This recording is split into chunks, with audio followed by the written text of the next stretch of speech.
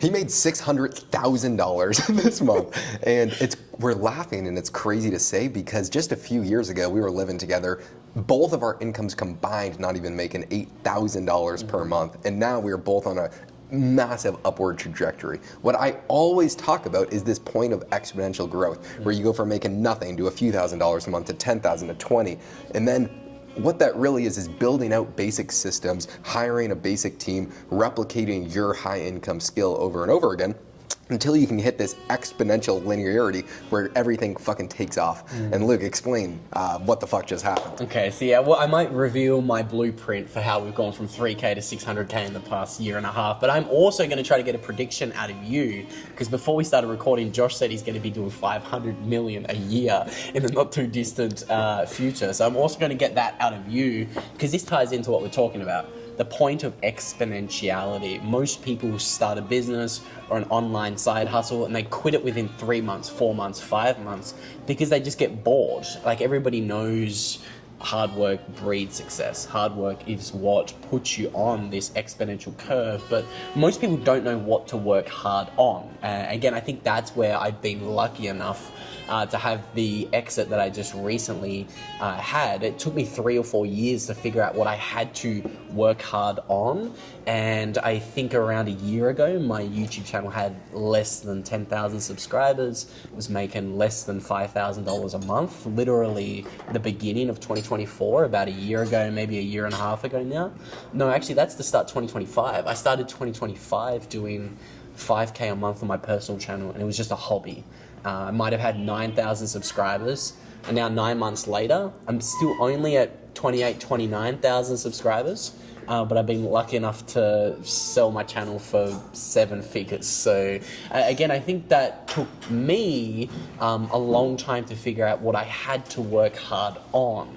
And now that I've kind of figured out what to work hard on, I think the pathway from $1 million exit to $10 million exit for myself has become so much clearer. But again, I think there's a lot of differences between what I've chosen to work hard on and what you've chosen to work hard on.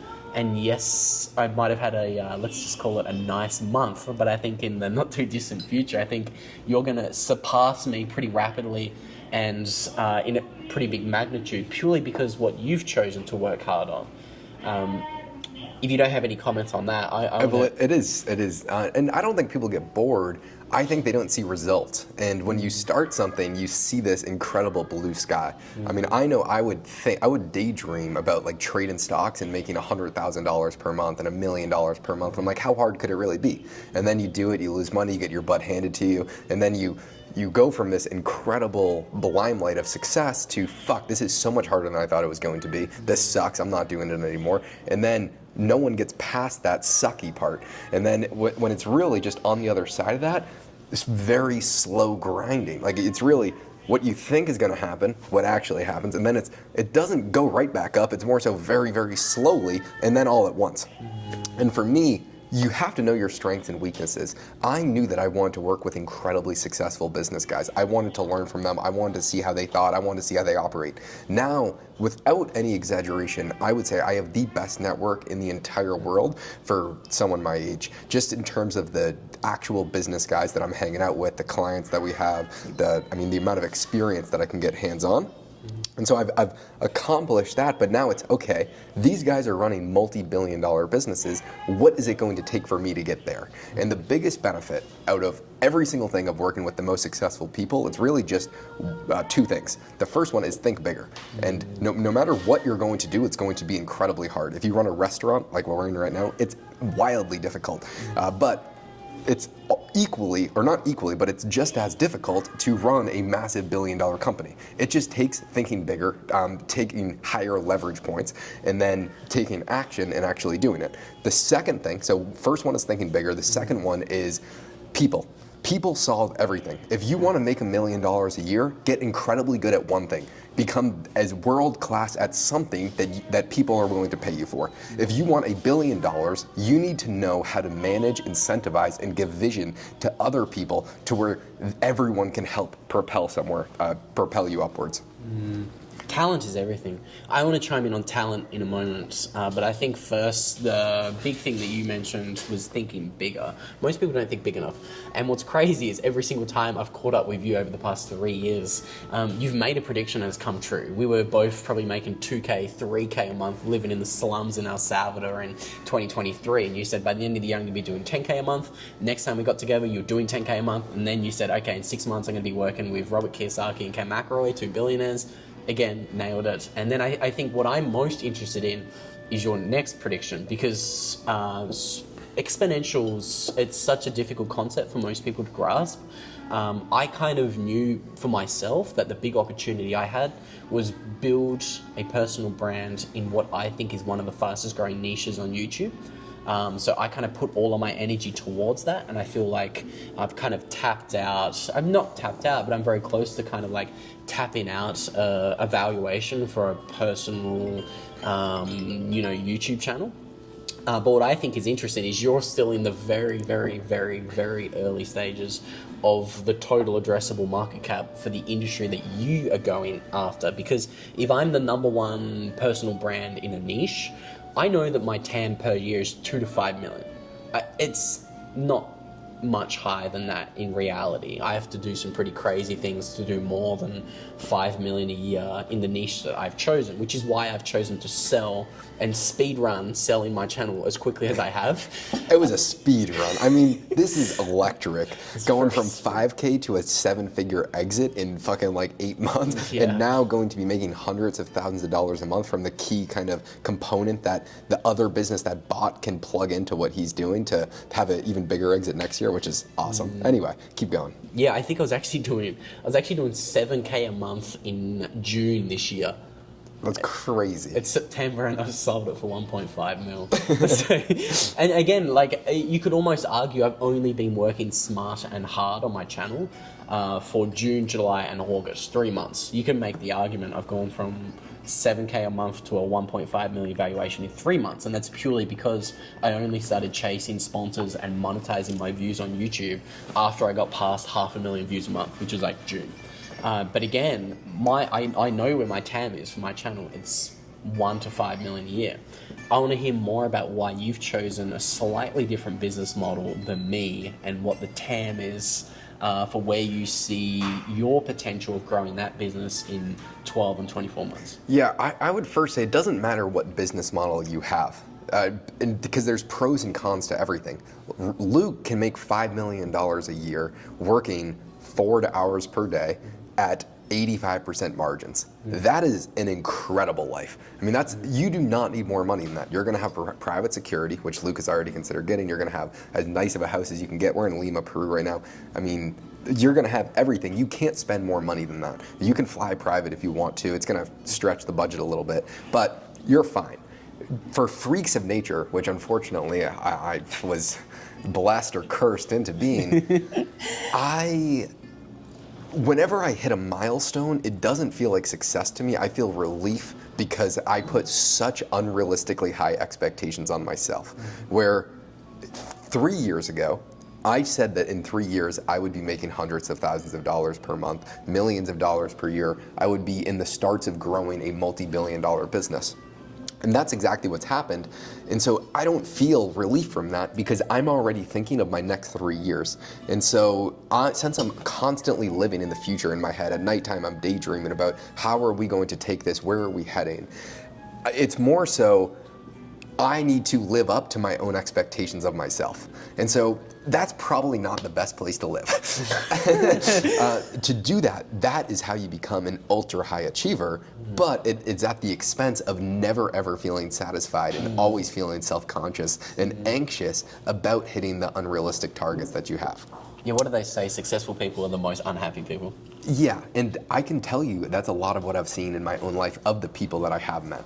And so the one thing that I have seen is they all love the journey. And so that's what I love. And so I'm not thinking of some big exit. But going back to answer Luke's actual question, where are we heading, and why is the business model that I have so much different? A personal brand does have a massive cap. We have an agency model, and so agencies, it's a high margin cash business, but it's nothing like a personal brand. But the thing is, the scale is so much higher. So what we do is we help large businesses like Robert Kiyosaki, Ken McElroy, and a lot of other people that you would know the names of hyper successful businesses do all of the organic marketing, and then we started to build out all the back-end funnels. What all that means is you have traffic, which is people coming to buy stuff, and then you need to have a sales process to close those clients, and then it's actually like helping other businesses acquire customers, and we're trying to do it at a cheaper rate, but that is the epicenter of a marketing agency.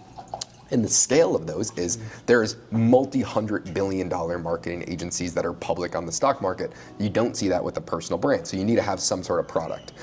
But going back to answer the question fully, all you really need to do to get to $1 million a month with our business model is have one product that you solve for. So if our product would be, we have one type of customer, or businesses that are doing mid 7 figures plus per year, and we have to supply one service to them, or we're doing multitude of services because so we have less of a fail point, and we're not as easily replaceable. But it's getting the views for them. If we can solve for that, then everything else comes together. So we need to get views for these companies and help them close the views to where they can actually get the customers and they're making more revenue as a business. Easy peasy in theory. That is a very simple product. The hard part is servicing it. So the biggest constraint that I've had is how do you get as many views as possible for the weirdest niches in the world and then help them actually close those deals. That is the only thing we need to scale to multiple hundreds of millions of dollars per month. So that comes down to how do we train and onboard talent, which is employees at scale, and how do we have super clear expectations to make that happen.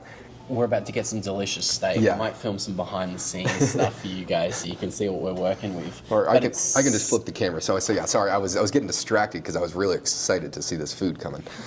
Is there anything? Oh, sweet. I don't want to order the beef sushi. So I actually forget what we were talking about, Lucas. I've got a good point to.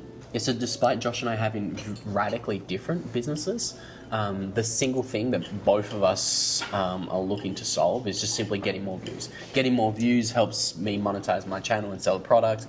Getting more views for your clients helps you scale everything associated with your clients. So I think at the end of the day, understanding that we live in the 21st century and that is an attention economy, that's the single most important realization you can have as someone. The 20th century was the century, it was the industrial age, it was the century built on oil.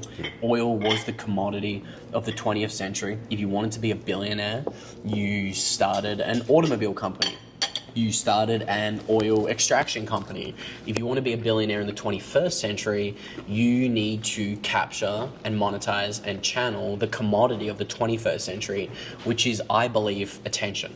That's kind of what I've doubled down on 5 years ago. I came to that realization. And then I thought, okay, what are the fastest growing niches in the world centered around that new commodity? I believe that a commodity is attention, and I believe that the digital nomading economy, the digital money economy, and people looking to make money online is kind of like the niche or the cornerstone of what I want to try to target. So I think it's funny, at the end of the day, it all just comes down to get more views, and that solves both of our problems. Yeah, think about it really quickly. Every single rich person that you see online, do they run a great business or do they have a big audience that they sell their business to? All the people, the young people that you see being ultra rich online, you are the product. They are getting views online and then they sell a product to the people that watch them. Or they have sponsors that fulfill their lifestyle. And the money is ungodly. I mean, it's actually crazy to even think about when the average person...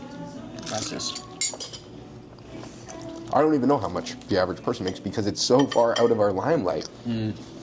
like it's fucked up to think of like my mom and how hard she works being a dental hygienist, and then being able to make literally 100,000 times more than her, not working that much harder, just focusing on a higher leverage skill and a higher leverage task.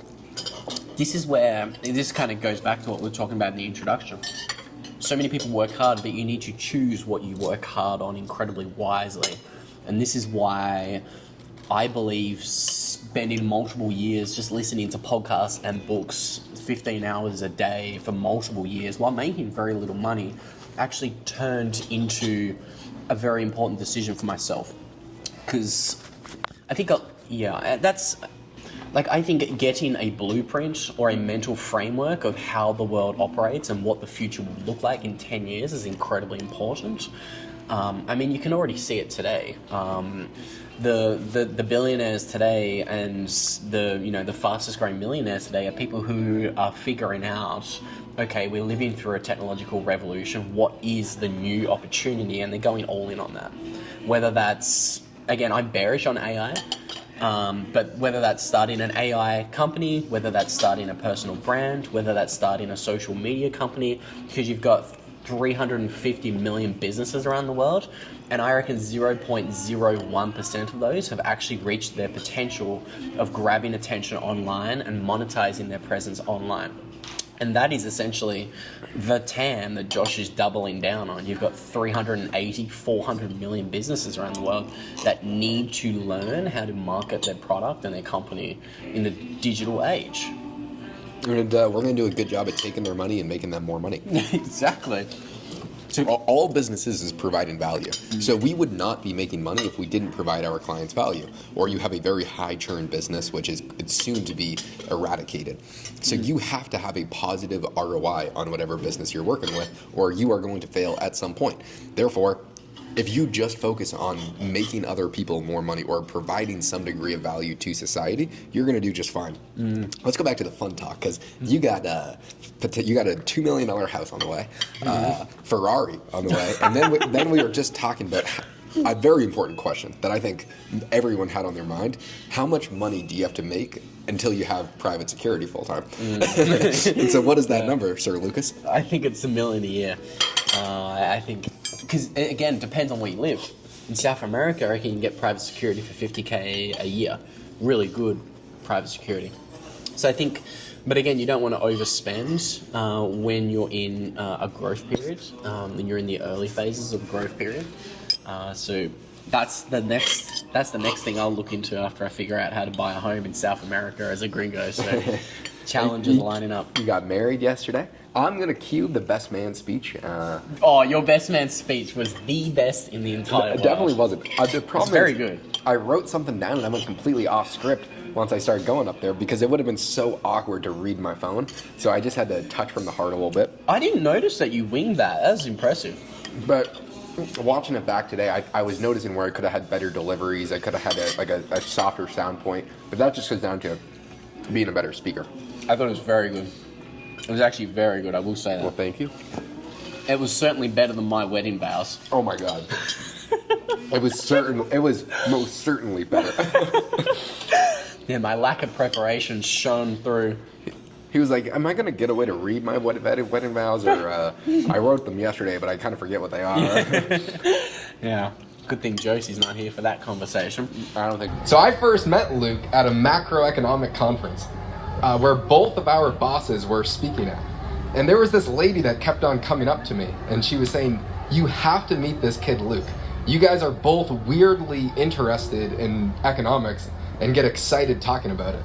And so I just kind of brushed her off. There was just nothing, no time to really talk. But then later that weekend, there was a party for all the speakers. And I just bump into this crazy-haired gringo, and we just start talking. And a minute in, I'm like, holy shit, is your name Luke? I was told that I have to talk to you. And then Luke was like, holy shit, are you Josh? I was told I had to talk to you as well. And this was an after party where everyone was just getting drunk and having a good time. But me and Luke were just talking business and life and our future the entire time, to where after that night, our first time meeting each other, we said, hey, let's go move in and live together. And we were like, okay, sure, let's do it, even though this is kind of weird. But it just felt right. And then we moved into each other we moved in together in Colombia. And we were in the exact same position, barely scrapping together a few $1,000s per month and just grinding all day, every day. Luke was literally working from 7 a.m. to 10 p.m. every single day. 100% of the time, he wouldn't even come to dinner. A lot of that was because we had to stop inviting him because he would always be late, unfortunately. True story. And then just continuously over time, we realized that we were just always in the same position. We were always growing our businesses at like the exact same rate. And we'd always just send voice messages of what was happening. And I would consider a really good friend someone that would fly across the world if there's something wrong. And I know in a second, if Luke was in bumfuck Asia, he would fly anywhere on earth if I needed him in a second. If he picked up the phone and if he could find a way to get to the airport. But I would say a brother is happy when you win. And that's an even rarer person to find. And the right when something good happens, I call Luke up and tell him. And I know that he's genuinely excited, and I'm genuinely excited when he tells me something good happens. And I don't consider you a friend, Luke. You are my brother. And I thank you from the bottom of my heart for every single thing, every conversation that we have. And then what was even crazier was at some point earlier this year, Luke sends me a voice message saying, dude, you gotta talk me out of doing something terrible. I want to marry this girl. I was like, oh, what? Who are you? What are you even talking about? He said, we've gone on one date. And I was like, are you serious? This doesn't even make sense. That's not Coach Corey approved, bro. And so Luke was telling me everything about how much he loved this girl and every single thing about her, and that he was going to marry her. And I'm like, dude, what the hell? Last time I saw you, this is not the conversations we were having. What changed? What's you like? And he was just telling me about every single great thing about you, Jocelyn, to where I was like, shoot, you sound amazing. Go marry her. And next thing you know, 5 months later, you guys are having a kid and married, and now I would consider you my sister and part of the family. And I can't be more excited for the future nephew that I'm going to consider to be his uncle. So I thank you guys from the bottom of my heart. Thanks for having us here in Peru, and I'm ready to have some fun. Stop it, you're gonna make me cry. So what's next for you? I think the only thing that I think is worth mentioning that I didn't mention is you mentioned something really important. If you don't provide value, you're not going to make money. Now, again, I see a lot of people blowing up their personal brand, blowing up their YouTube channels, but they're being very extractive in the marketplace.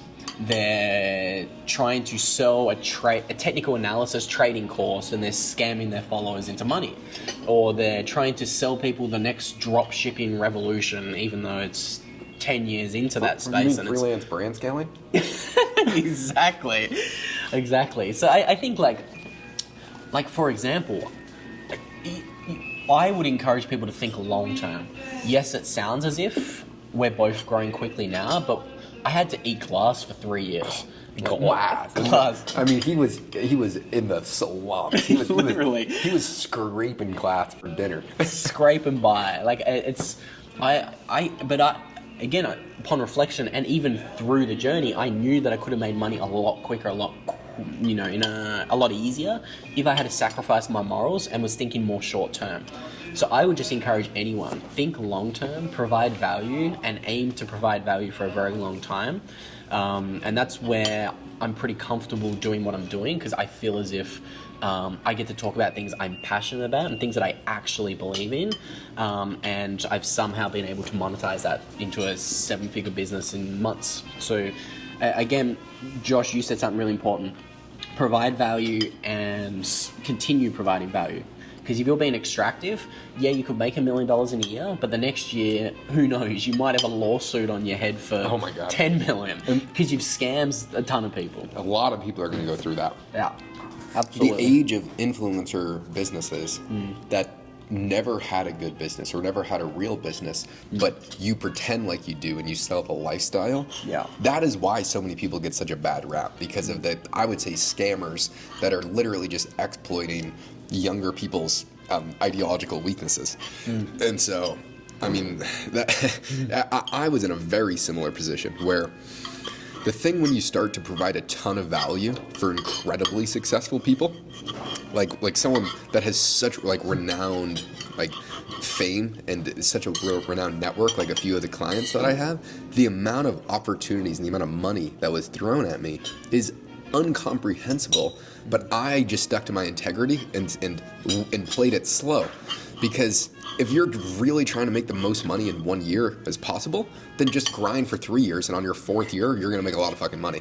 But if you try and squeeze out as much as humanly possible year 1, the probability of you making a lot of money sustainably is unfathomably low, because you don't know what you don't know.